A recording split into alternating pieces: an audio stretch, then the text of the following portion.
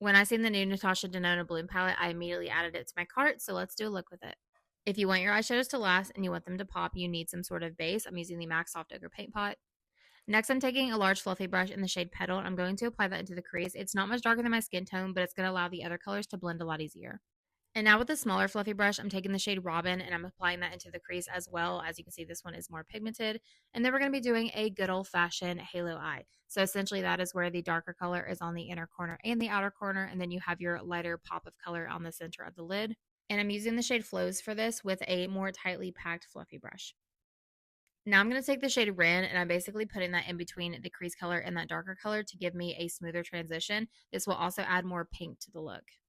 You can definitely leave as is, but I want to take it one step further and make it a little bit darker. So I'm taking the shade Clover in an even smaller brush. I'm going to put that again on the inner corner and outer corner. And you can see it just gives me a little bit more definition, a little bit more depth in the look.